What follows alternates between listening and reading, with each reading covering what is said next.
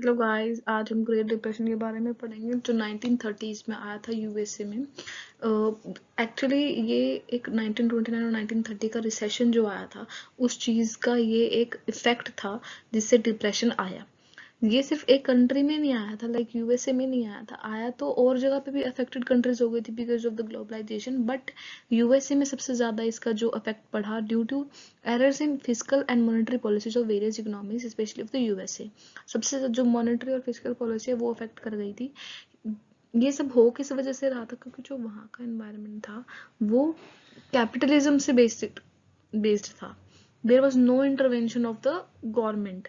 तो कोई government intervention नहीं थी, जो मार्केट फोर्सेस है वो प्राइवेटली जो है वो चल रही थी। ये क्लासिकल कॉन्सेप्ट था जिसमें कैपिटलिज्म और डेमोक्रेसी जो है वो इम्पॉसिबल नहीं दिख रही थी, डेमोक्रेसी नहीं दिख रही थी बट कैपिटलिज्म पूरा था।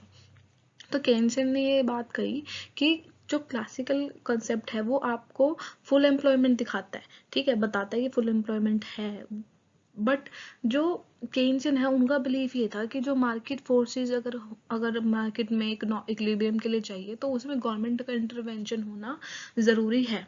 जो क्लासिकल कॉन्सेप्ट जो कि ग्रेट डिप्रेशन है, it's a difference between basically classical concept and Keynesian concept. Classical concept आपकी गवर्नमेंट इंटरवेंशन नहीं दिखाती है, वेयर एज जो केन्सियन है वो बिलीव करते हैं कि अगर जब गवर्नमेंट का existence in the government for intervention होगा तो जो है वो डिसइक्विलिब्रियम, चाहे आप इन्फ्लेशन में हो चाहे आप डिफ्लेशन में हो, वो आपको एक बैलेंस बना के रखता है।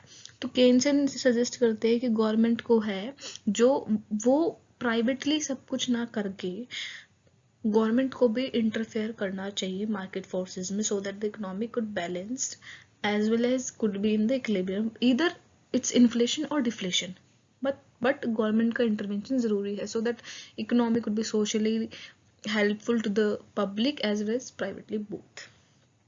Thank you.